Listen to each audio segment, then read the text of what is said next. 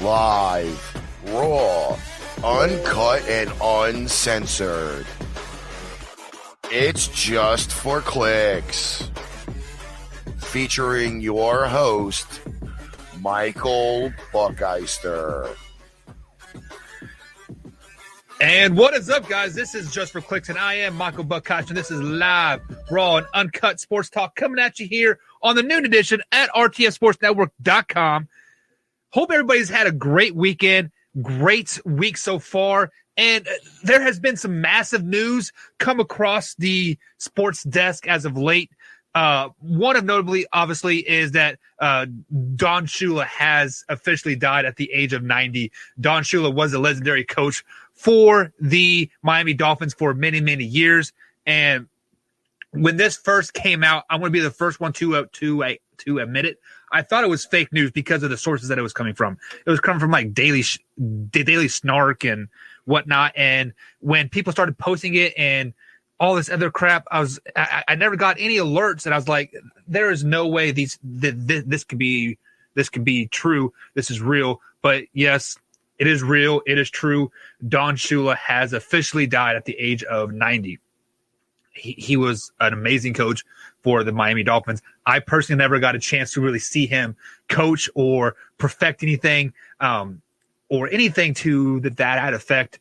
But unfortunately, it sucks. So before we get too deep in tonight's show, you guys are seeing that it is just me tonight. It is just the old Michael Buckeister, a.k.a. Buck, for all my friends out there.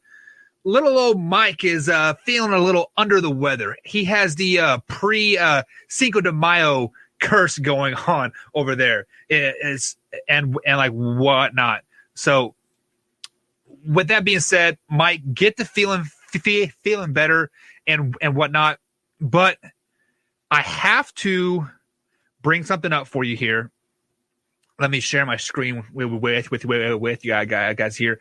I came across this little post on the old interwebs while I was prepping for today's show. If you guys do not know what these drinks are, you are either A, too young, or B, you don't know what good soda is. Surge, Volt, the Mountain Dew Pitch Black. I never had that one. Trash. I mean, anything besides the original Mountain Dew is just not very good. Sundrop, trash. Kick, meh. But I want you guys to go ahead and vote here. Give me hashtag whatever drink of your choice of these six that it is. So we had Surge, Volt, Mountain Dew Pitch Black, Sundrop, Kick, and Mellow Yellow. I grew up on Surge and Mellow Yellow. And then when Surge had that relaunch a couple years ago, it may have been like last year or something. It just wasn't quite the same. Mellow Yellow has been long the favorite, and it's just it is amazing what Mellow Yellow has been able to do throughout the years and compete with the original Mountain Dew. If you guys are interested in joining the show tonight, though, there is a link in the comments on the YouTube channel and the Facebook page. All you got to do is simply click on that StreamYard link. It will bring you a guest here as Jameson is trying to join into us. He's having some technical difficulties on his side, but I will gladly bring you on. Any comments, any questions, or any just ranting and raving that you feel like having, feel free to bring it on. I am there's the man, the myth, the legend, Jameson. Good. How's good old Nebraska treating you, Jameson? Pretty good. Pretty good, man. Sorry about that. I don't know what happened. It's all good, man. So we are live right here on the Facebook page and the YouTube channel, guys. So feel free to jump in and chit chat anytime you want to. We do have a donation page if you guys are interested. If you guys enjoy anything about the show or just anything in general, feel free to go over to rtfsportsnetwork.com/just-for-clicks.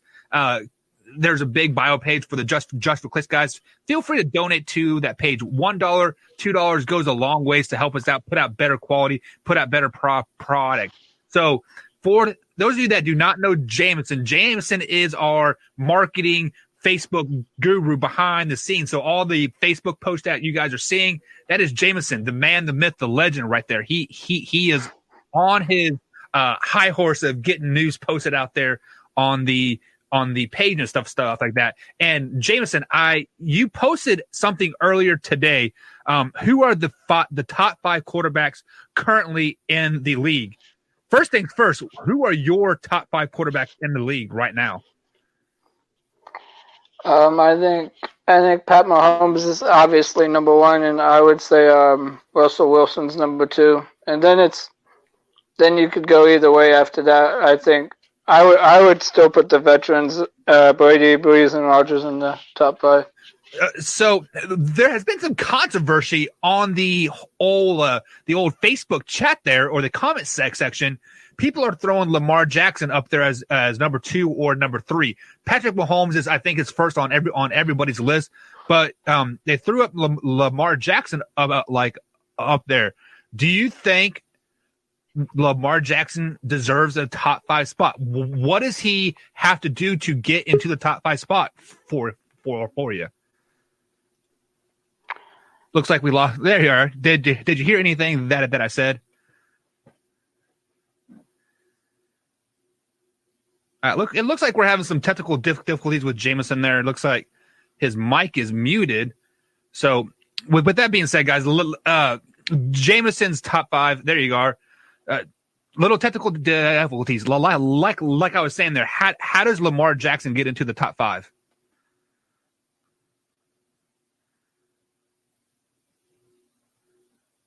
Yeah, it looks like we're still having some little bit of technical difficulties from Jameson there. So we will go ahead and get him back on track whenever he's dealing with those technical difficulties. But let's go ahead and get into the bulk of the show here, guys. So big news last week that Andy Dalton was cut by the Cincinnati Bengals. It did not take that long for Andy Dalton to find a new home.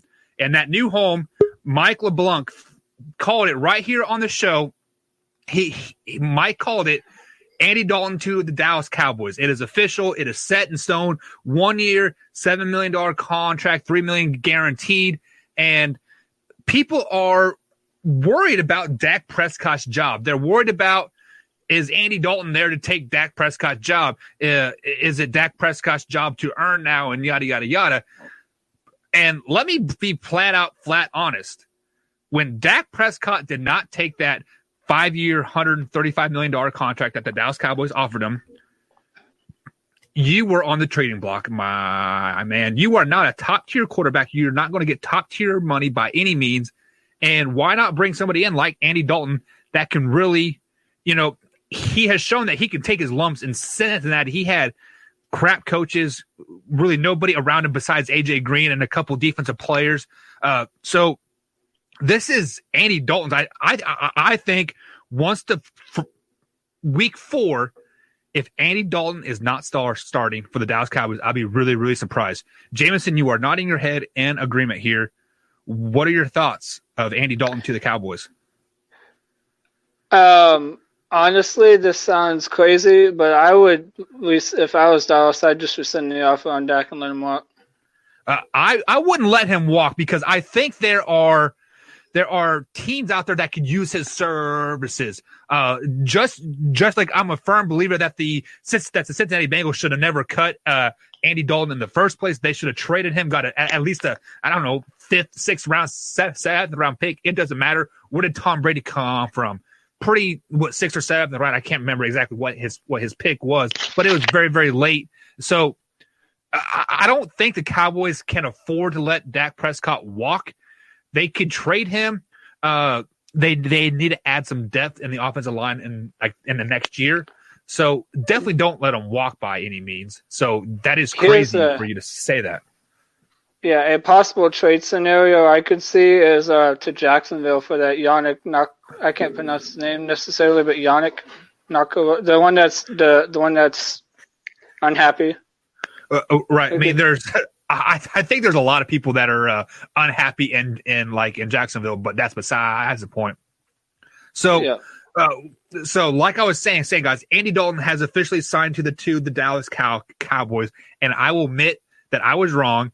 I thought he was going to go to the Patriots. I thought it was already written in stone. It was just a matter of dotting the I's, crossing the T's type of thing. But then Dallas Cowboys, I think, kind of came out of surprise. Jameson, did you really think Andy Dalton would end up in the Cowboys uniform? No, not really. But I mean, he's from Dallas, so it's not a huge surprise. But yeah, I didn't see it coming. I thought it was either Jacksonville or New England. Yeah, and then after he signed with the Dallas Cowboys, there were people saying that he could possibly he was in talks with Las Vegas Raiders as well. So let me ask you this question. Las Vegas Raiders have been trying to get rid of Carr as their quarterback since John Gruden has been coach. Whether you want to admit it or not, John Gruden does not like Carr. He brought in Marcus Mariota, I think, to replace Carr in that division or in that quarterback spot. But for some reason, he keeps striking out on these free agent quarterbacks. Do you think that John Gruden has kind of lost his touch over there in Oakland, that nobody wants to go play with, or I'm sorry, Las Vegas, that nobody wants to go play with him? I don't know if he ever really had one. I know he got a lot of hype with the QB thing he had doing on ESPN, but I think honestly, it might have been a little bit of overhyped because he really hasn't proven it in a coaching as a head coach. So I mean, he got to tamper with all the quarterbacks. So Right. I don't know. I think because Derek Carr, if you look at the numbers, he had a pretty good season. So I think he's nuts for messing with his confidence, frankly. So I need to get you guys on the same page as Michael Buckheiser, the host of Just for Clicks. Guys, stop comparing these quarterbacks by numbers. It's asinine. Stop doing it. Do the eye test. Watch the football games and tell me that Derek Carr is a good quarterback. He is a tier 3 quarterback at best right now. I don't think he's a starter on any other team in the NFL. The only reason why he's a starter in Las Vegas Raiders right now is because they don't have anybody else. Let's be flat out honest with that. They don't have anybody else. I think he's an average quarterback, but I do not believe there are 32 quarterbacks better than him. Name 5 ones that are worse than he is, starting in the NFL. Tyrod Taylor. Starting is yet to be determined, but he is slated to be a starter. Yes. Gardner Minshew. Ooh. Trubisky and Foles, so that's 4. Whichever one starts. So Trubisky or Foles. So I guess I'll just go with 3. Any of the rookies because they haven't proven anything. Well, my co-host Mike here said that Joe Burrow is going to be better than Patrick Mahomes. So I'll be kind of intrigued to see how big bleeping Joe does in the NFL. But I think he's definitely better than Carr right now. Eventually he might be, but I'm not sold on Carr because he only had one good year. Yeah, I mean not Carr, but Burrow. I mean Burrow only had one good season. Right. Well, I mean he really only had one season to really prove himself, really, in the LSU uniform because he's from Ohio State, and I don't think he played he started. I don't think he started one game in Ohio State. Like that's why he transferred out. Yeah. But let's go ahead and move on here. Thursday, I believe is May 17th, is the big day that the NFL schedule comes out. They have a big 3-hour special happening, releasing all the games. And right here on Just for Clicks, guys, in the month of May, starting next week, we're going to break down each team and their free agent moves, starting with the AFC and then moving over to the NFC. And then once we get through that, we're going to go back and circle around to each team and give a win-loss record for each team. So we have a lot of football happening in May, June, and July. And then by the time August rolls around, the NFL season will start to kick off. So with that being said, it has been leaked or rumored, or I'm not for sure if it's been confirmed yet, but the London and Mexico games are no longer happening in the NFL per sources this season in the NFL, the 2020 season. Jameson, are you hurt by this? Is that just for this year, or is that like going forward? I believe it was just for this year because of the whole COVID-19 thing. I'm not at all. Good riddance. Yeah, like honestly, this doesn't hurt my feelings whatsoever because a couple years ago, the Rams and the Chiefs were supposed to play in Mexico City, and that game got nixed because they had a big concert and the field was all tore up. The field was a disaster. Yeah, the only thing I like about the London game is that it comes on like at 9:00 in the morning here, and I have a full day of football from 9 a.m. till 11 p.m. at night. It is football all day long. That's the only thing I like about the London game. Other than that, I could care less where they play, to be totally honest. I don't care that they're playing in London. I don't care that they're playing in Mexico. I don't care if they want to play in China or Australia or wherever else. The only thing that really upsets me about this whole thing is that it is more or less taking a home game away from the quote home team over in London or Mexico. But I guess, but man, thinking out loud here, the NFL is going to a 17-game season starting next season. So maybe each team will play in a overseas game, like a London game, to kind of make up for losing that home game. Maybe I don't know. So you're kind of on the same boat as me. Like we could care less about the London and Mexico games. Yep, pretty much. Yeah, I mean it is just crazy that we even thought about putting an NFL team. Alex says good. It is an American sport. I hope they don't go back. Alex. Yep, that's right. I don't think they will go back to Mexico because of the troubles that they've had with that field over the last couple years. I do remember at some point the NFL was looking to move a team to London, whether it be Jacksonville or some other team that's having trouble filling their home games. So, Jameson, let's bring that up. How would you feel if we had a NFL team move to London and, they played 8 games in London every year? I would hate it. I mean, I think cities like San Antonio, Oklahoma City, Oakland again. I think there are other cities in America. Heck, even Omaha, Nebraska. I think there's plenty of cities in the United States that deserve a team over sending one over there. Yeah, I have a problem with this because there's an 8 or 9 hour difference from if you fly from the East Coast to London. So like when they're playing, it's a 12-hour difference, isn't it? Because if they're playing like at 8:00 at night there, it's 8:00 in the morning here. So let's say the freaking Seattle Seahawks had to travel to London. That's what a 16-hour time difference. So I mean, it's definitely going to be a big home field advantage because that time travel it's got to be tough on any team. Yeah, the players hate flying over there. Yeah, so let's go ahead and move on to the next topic here. When I was powering the old Twitter machine earlier today, I came upon this post saying that Cam Newton refuses to be a backup on any team. Let me repeat that. Cam Newton refuses to be a backup on any team. He thinks he can start in the NFL this year. Jameson, do you think Cam Newton can land a starting job in the NFL this season? I think he should be able to. He should be able to start. He's better than Tyrod Taylor. He's better than Minshew. In my opinion, I would start him over Stidham in New England. Well, let's just stop right there. Cam Newton's not going to New England. I don't think he can buy into the Belichick way. I don't think so either. I don't think he will either. The Chargers did draft a quarterback, so I don't think they want to put any pressure on that rookie quarterback if he happens to get a starting job, and by week 5 or week 6 when the Chargers are officially checked out. I don't think they want to end up that controversy by any means.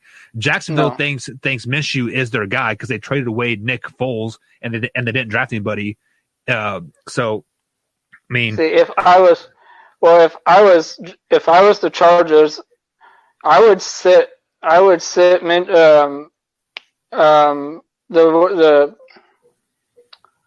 guy they drafted all season. I wouldn't let him play. Because that team is built to win now. They're not. They need a veteran quarterback. they are built to win with Tyrod Taylor. I don't think so. No, I'm talking about everywhere else. Not Tyrod. Not Tyrod Taylor. Every other position, they're built to win right now. That's why I think a veteran quarterback would be better than a rookie. I strongly disagree with you because if the LA Chargers thought they were built to win right now, I don't think they would have got rid of Phillip. Let's be totally honest. We forget that not last year, but the year before that, they went 13-3. They were battling for the Kansas City Chiefs for the best record in the AFC. The only reason why they were at fifth seed was because Kansas City Chiefs won the tiebreaker in a head-to-head game. They were 13-3 as a fifth seed. I mean, that's what I'm just talking about. Yeah, I'm just talking about the other. They're good at almost every other position, on the team except for quarterback. So. They are good, but they're not great. They won't be able to even to compete in their own division. The Chiefs are going to roll them twice. They're going to split with Las Vegas, and they're going to split with the Denver Broncos too. So right there is 4 losses right there on your record, not even getting out of the division. Yeah. And then, of course, I don't know who they play. I don't have their schedule right in front of me by any means. But I don't think Cam Newton is going to be the answer in L.A. Let's be totally honest. No, once they drafted the quarterback, I think that eliminated them. Jacksonville, I think it comes back to Jacksonville. How sold is Jacksonville on Minshew? I would say they're sold because they traded away Nick Foles and they didn't draft a quarterback. Yeah. So, I mean, go ahead. They don't have a veteran in there at all, though. I think it's going to get to a point where Cam eventually will take a backup job so he can stay in the NFL. But we'll see. I think his ego is going to take over, and he's not going to sign with anybody, and hoping that somebody gets injured, by week 5 or week 6, and he is going to probably try to jump into that starting job. But that's a possibility too. But looking around the NFL, those 3 teams that you mentioned are the only 3 teams that logically make sense. Possibly Oakland or Las Vegas as well. That could make sense as well. But one more team is Washington. Yeah, Washington is right. I think this year is a make or break for Dwayne Haskins. If he sucks it up let's say first 7 weeks of the season, do they, try to make a move? What do you think on that? I think I'm waiting to see what happens with Alex, whether if he at some point before the season announces his retirement, because I think the Washington I think is waiting on him to make a decision. Is he going to try and play this year, which I think is crazy. I think he should just retire. But I think if Alex doesn't try and get healthy and come back and play, I think they could, because they don't really have a veteran. They have Kyle. They traded for Kyle Allen, and then they have Haskins, and then it's just a bunch of guys that probably won't make the team. So I think Washington is a real possibility. Yeah, Jameson, you don't know me real well, but I am a huge Alex Smith fan. I fell in love with him when he came to Kansas City after Kaepernick took his job, and he did some great work in Kansas City. Alex Smith is a type of player that he won't win you a lot of ball games, but he's not going to lose you a lot of ball games either. Looking at the Washington Redskins quarterback depth chart right now, they have Kyle Allen, Dwayne Haskins, Steve Montez. I don't even know who that is. He's a rookie from Colorado. So that's kind of weird that they drafted him, but I digress. And then they have Alex Smith. If I remember correctly, Alex Smith could have played toward the tail end of last season. With the injury happened in 2018, he had 16 or 17 surgeries.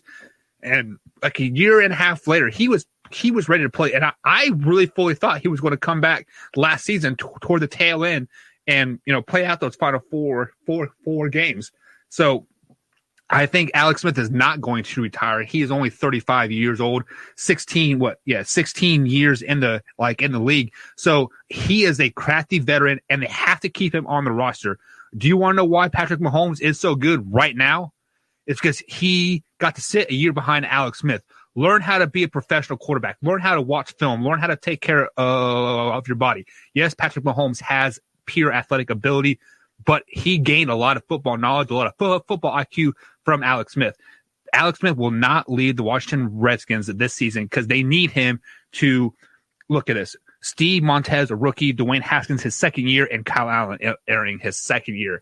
I mean, they have to have him. They better pay, tons of money just to keep him on there. Let's be totally honest. The even after the 17 surgeries, his leg still looks messed up. I don't know if it's worth the risk of trying to play football. Well, I don't. Let's be honest. If you cut open your leg 17 times, it's going to look a little funky. Let's be totally honest. Yeah.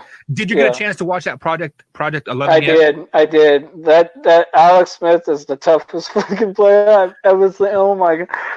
I have not got a chance to watch it yet because my ESPN Plus keeps messing up on me.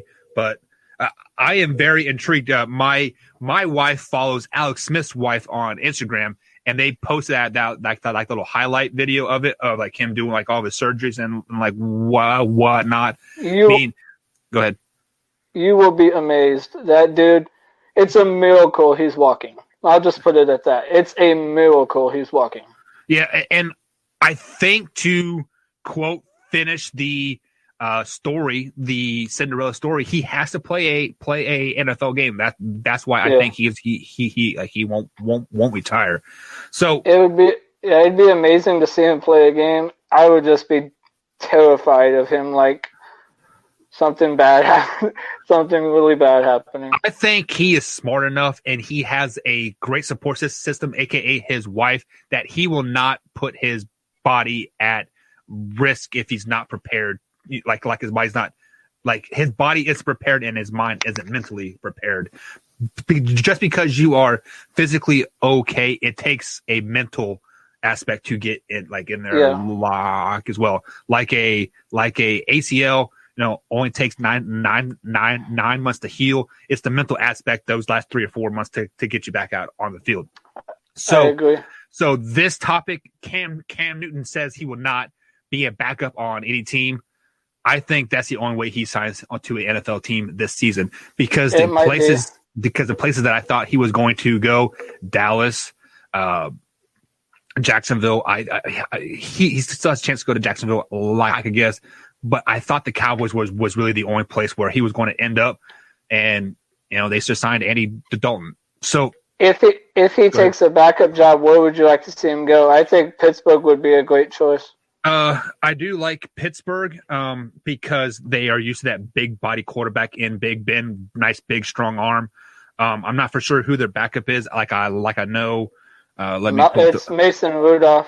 I thought he was third string because the second string got injured the same game that Big Ben got injured, if I wasn't mistaken.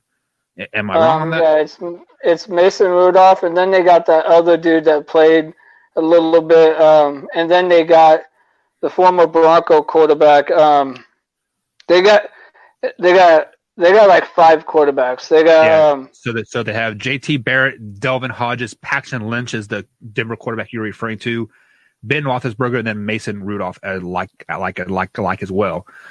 So looking at their years of experience and the roster, Paxton Lynch does have 4 years. Delvin Hodges has 2 years. J.T. Barrett 1 year experience, obviously, and then Mason Rudolph is entering his 3rd year. So looking at him, I don't know. Big Ben never stays healthy. So if I was Cam, if I could get an offer from Pittsburgh, I would jump at it. Yeah, the only thing I want to see how Paxton Lynch plays in the preseason. Because I haven't been fully sold on Paxton Lynch when he was a Denver Bronco. So I would be curious to see how he does in a Pittsburgh Steelers system, offensive series, and like how he interacts with Tomlin on the sidelines. That will tell me a lot of how he carries himself and like whatnot. So where I would like to see Cam Newton, I don't want to see him in the AFC West, to be totally honest, because I think he would do good things in Las Vegas or in Denver's Broncos uniform. And the reason why I don't want him to go to those two teams, because I am a Kansas City Chiefs fan. I would like to see him go to like a Miami Dolphins. I'm not sold on any other quarterbacks over there besides Rosen, but for some reason the Miami Dolphins, they're not going to give Rosen a chance. I mean, the Jets have Sam Darnold. I think he's their franchise quarterback. I don't know. If I was the Dolphins, I would cut Fitzpatrick, sign Cam Newton, and trade Rosen somewhere else. Yeah, and then have Newton be the quarterback starter until next offseason. He can hit the open market. I'd only give him 1 year, and then Tua goes from there. I'm going to go out on a limb and say Cam Newton signed with the Houston Texans because Watson is not happy there since they let Hopkins go, and what better way to have a nice bargaining chip as Cam Newton as a backup quarterback to Deshaun Watson, because he is entering his 5th year, I do believe so. He's due for a contract as well. So to keep the prices down on Deshaun Watson, like, hey, if you don't take our offer, we got Cam Newton setting here. So who knows? Moving on here. Speaking of free agency and where teams will land, there are still some 4 pretty big names yet to land. Cam Newton, we already kind of brought up and I talked about, and then you have Leonard Fournette, Jadeveon Clowney, and Dak Prescott. Let me start with Leonard Fournette. Where do you think Leonard Fournette is going to play his 2020 NFL season?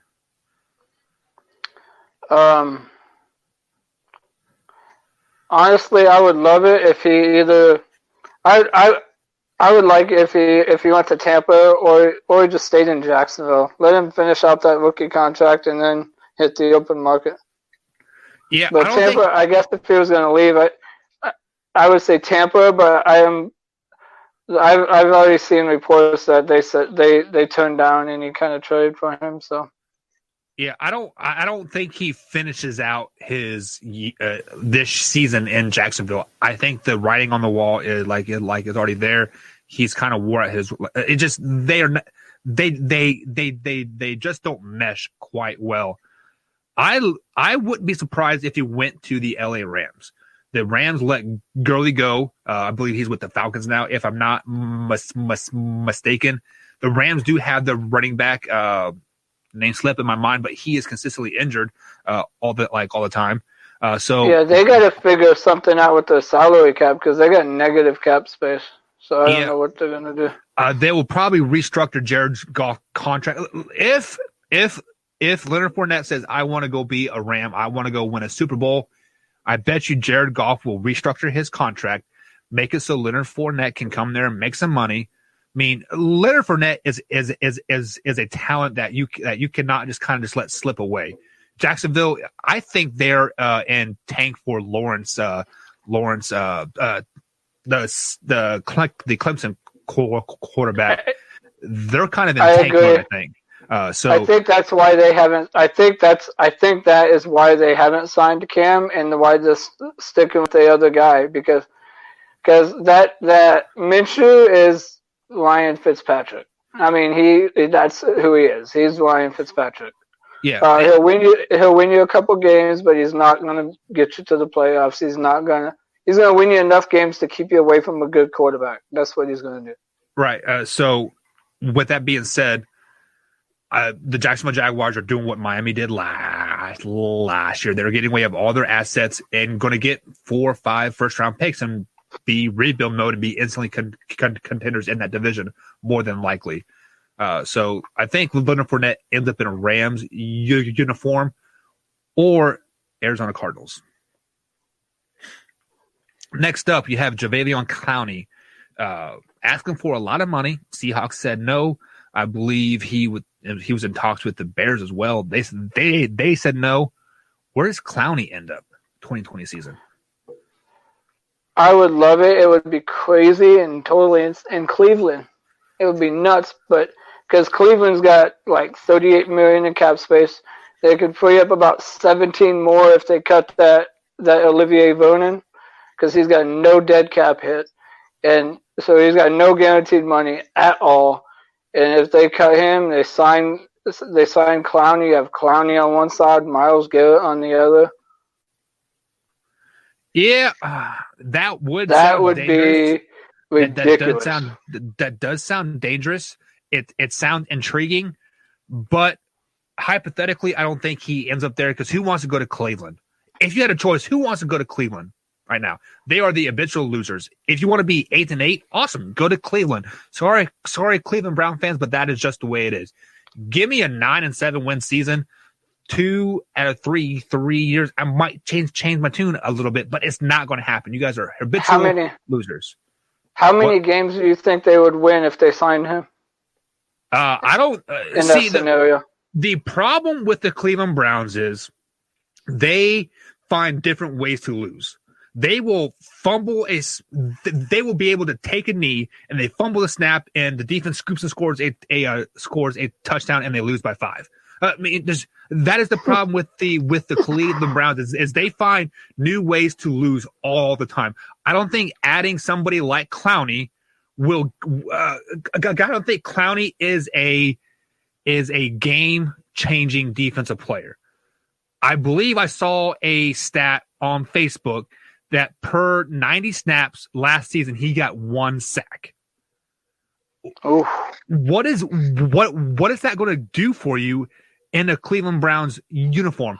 Okay, so hopefully in that situation he'd be able to produce more than that. Well, like I just saw a comment on our YouTube channel. Hey, guys, we just launched a YouTube channel. Go ahead and search for Just for Clicks there. The video is streaming right there. Go ahead and hit that subscribe button. But they said the reason why he was not getting sacks was because he was getting double teamed. What? No, he wasn't. Did you watch the Seattle Seahawks games? He was flat out lazy. It's simple as that. He was lazy all season. He would turn the gas on for about 4 or 5 plays, look like the Clowney of old back when he was in Texans, like his 2nd or 3rd year, and then he was just straight trash for the rest of the game. He was physically out of shape. That's what it appeared to me. I don't think he will give the Cleveland Browns 2 more wins on a season. I just don't think he is that type of player right now. But I could see him getting more production because he does have somebody else on the other side that you have to worry about. But I think his ego would get to him like, hey, you guys supposed to worry about me. I'm the best. I want a $45 million contract. Yada yada yada. I just don't think that is going to happen. He is going to go to a team that he is going to be a star on. You know who that team is going to be? The Kansas City Chiefs. The Kansas City Chiefs need defensive line help, and they can wiggle around. Like, I'm not a salary cap expert like you by any means whatsoever, but I think they can wiggle around and they can find $15 million to pay Clowney. We signed Chris Jones to a franchise tag. I was not impressed by Chris Jones last year. Let's be totally honest. I was not impressed by Chris Jones. People hyped him up. I'm like, I don't know who this guy is by any means. They hyped him up. I was like, what? We're paying this guy this much money? Get out of here with that. For that to happen, they need to free up at minimum $10 million because they only have 5 right now. Well, I mean, that is me speaking as a fan, but as my heart said, or like as my head is telling me, I think he's going to end up in Seattle still. I think he will ultimately take a big pay cut, make like $10 million a year, or like make what he was making last year, and they're going to try to run it back again and see what happens. as a 49ers fan, I hope not. I hope it goes anywhere. Just get out of that division. Yeah. Get out of that division. So, go ahead. I agree. I understand with what you're saying in Cleveland, but like, yeah, if he went to Cleveland, they wouldn't be. I just think that would be. They got the money. They got the money to afford him to. So I think that's where he's probably going to go. I did hear something about the Jets looking at him and bringing him and Logan Ryan in. And then there's rumors about Dallas, but that just, that doesn't make any sense because they don't got no cap space either. So yeah, I think the Cowboys. I wish I had Marcus as Pork Streak on because Marcus is a Cowboys insider. He used to write for the Cowboys, and he was the insider, or still is the insider for the Dallas Cowboys. He could tell me any talks about that whatsoever. So maybe we'll have him on next week and talk about that if Clowney hasn't signed anywhere yet. But the last person we've alluded to him pretty much all show, Dak Prescott. Where do you think he ends up? He'll probably stay in Dallas, most likely, but I would love it. I would find it hysterical if Cowboys just rescinded the offer and let him walk, because really the only teams that need a quarterback, you could possibly need a quarterback that would take him probably is Washington. I think would definitely take him because they got the cap space. And then Jacksonville and New England can't afford him, so it would either be Washington or Jacksonville. I don't think New England would risk a person like Dak Prescott on their team. I don't think he would buy into the Belichick way, just like Cam Newton wouldn't. But he is going to end up in a Dallas Cowboys uniform. He will ultimately sign some type of deal, maybe $80 to $100 million if he has a successful season this season. Everything's riding on this season. But with that being said, he has to be a Dallas Cowboys because the Dallas Cowboys let go of Cooper Rush, which was the backup quarterback earlier today, which Andy Dalton ultimately will take that second spot. I do believe, but if Dak Prescott is worried about Andy Dalton taking his starting job, consistently looking over his shoulder, looking over his shoulder and not worrying about him like himself, he is going to find himself as a backup role on somebody like the Cleveland Browns. Players get sent to the Cleveland Browns, places to die. Let's just be totally honest. Sorry, Browns fans. That's just the way it is. So those are big four names that have not signed yet in the free agency: Cam Newton, Leonard Fournette, Jadeveon Clowney, and Dak Prescott. Guys, let us know where you think they will end up in the comments. Go ahead. There is one other name that we haven't mentioned, Devontae Freeman. Where do you think he ends up? I have no clue. Not one thing comes to my mind with Freeman. Well, as a Niners fan, I would take him because they traded Matt Burrito away. So, and if Jarek McKinnon doesn't make the roster, I would definitely take Devontae Freeman. Well, you need to stop speaking as a fan and speak as an analyst here. Where do you think he fits the best? Well, I think he fits in Kyle Shanahan's system pretty good. I think I was also hearing rumors about Jacksonville. If they get rid of Fournette, he could replace him.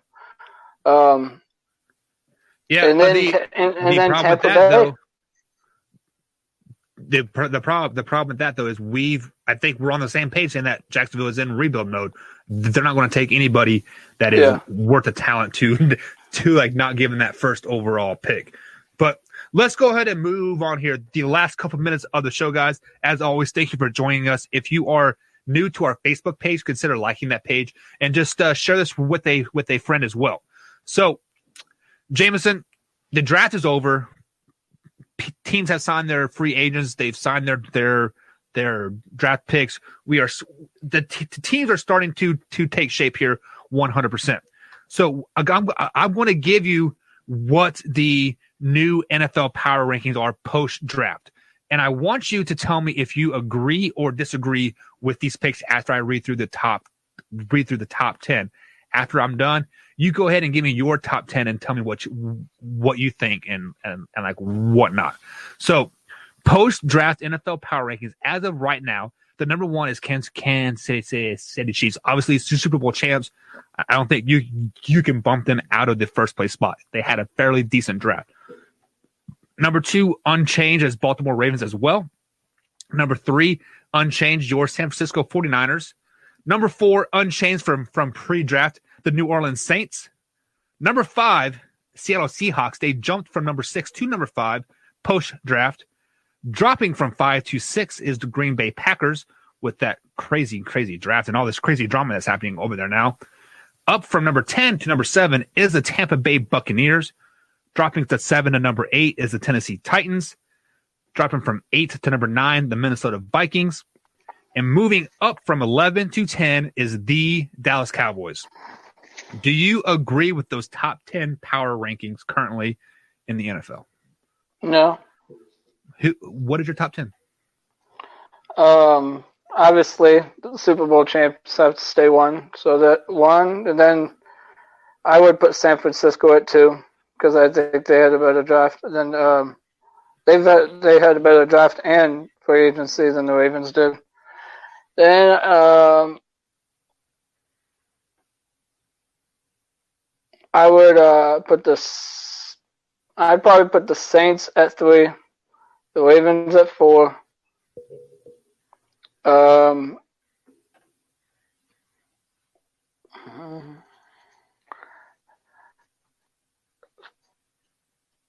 Five, I will go with Tampa.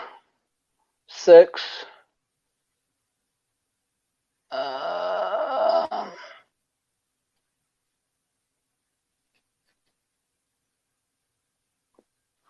I'll go with 6, Seattle.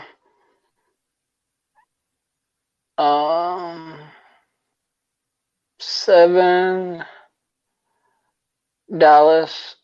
8, Arizona. 9 and 10.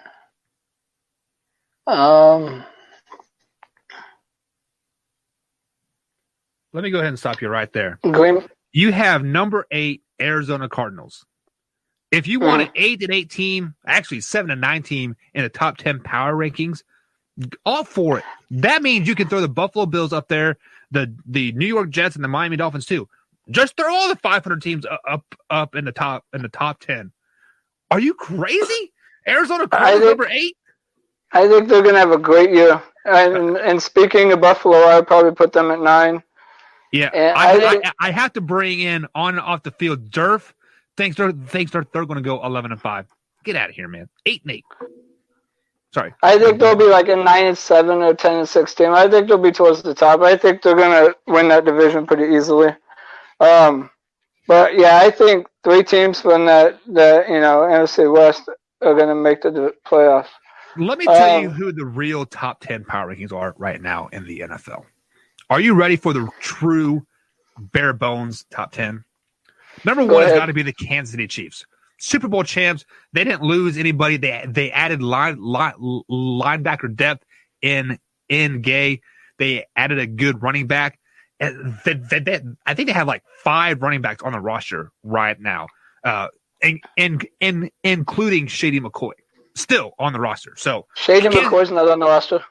He just signed earlier today. I'm not for sure if it's a guaranteed contract by any means, but he was pictured in a Kansas City Chiefs uniform, signing something. So that was on his Instagram page. Number 2, I'm going to go to the New Orleans Saints. They have Drew Brees, they have Michael Thomas, and their draft was pretty good where they had 3 picks in the draft. I got to go with them. Number 3, are you ready for this one? The Dallas Cowboys. They are the best team on paper, hands down. New coach, Dak Prescott, is going to be hungry because he has Andy Dalton breathing down his neck saying, mess up, boy, mess up, or I'm going to take your spot. Look for a new Dak Prescott in the 2020 season. He is going to be MVP caliber Dak Prescott. Number 3, Dallas Cowboys. Number 4, then you had the Baltimore Ravens here. The only reason why is because Lamar Jackson is a pretty good regular season quarterback. Let me repeat that. Regular season quarterback. Playoffs, they're going to be bounced out in the first round, no matter what. Number 5, I do like the Seattle Seahawks still. If you have Russell Wilson on your team, you're guaranteed eight wins. And then with the addition of that 6'7" tight end that they signed in the NFL draft, and Tyler Lockett, my man from Kansas State, that is a 9-10 win team right there. Number 6, I got to go with the Green Bay Packers like as well. When you have that bad man Aaron Rodgers on your team, that's guaranteed 9 wins. Name me one season Aaron Rodgers doesn't have 9 wins that he played a full 16-game CC season. I don't think you can. Number 7. I just don't think the supporting cast is good enough. As of right now, wait till they sign and Antonio Brown in a couple weeks. Breaking news there, huh?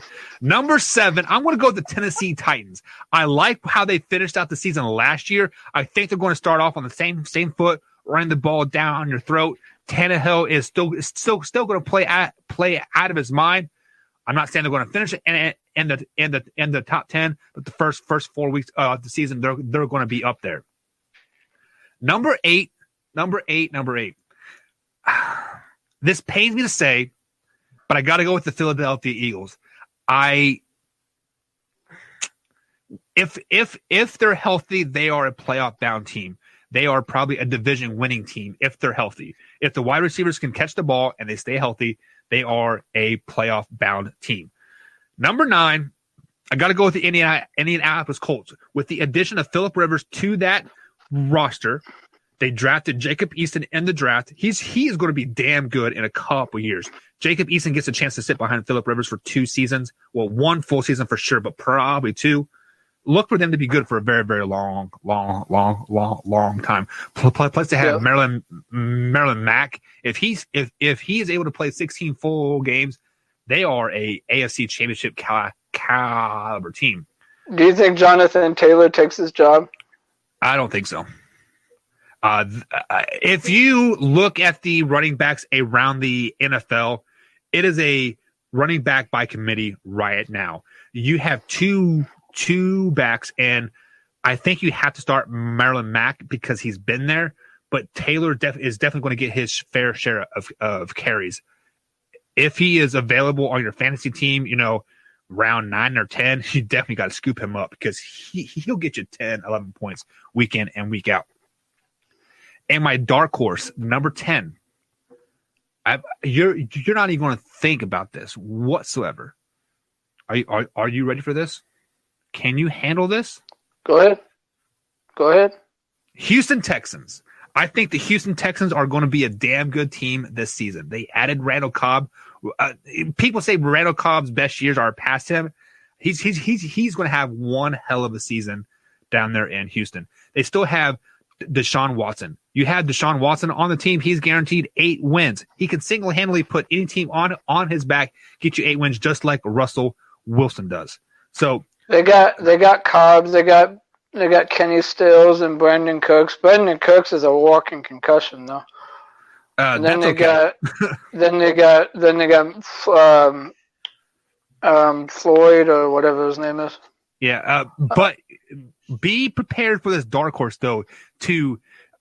I want to see what they kind of do in the preseason, but I like the Detroit Lions. I like what they're doing over there.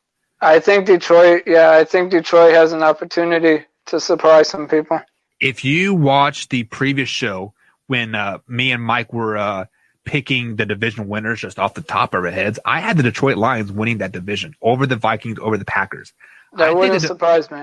I think the Detroit Lions got something cooking there.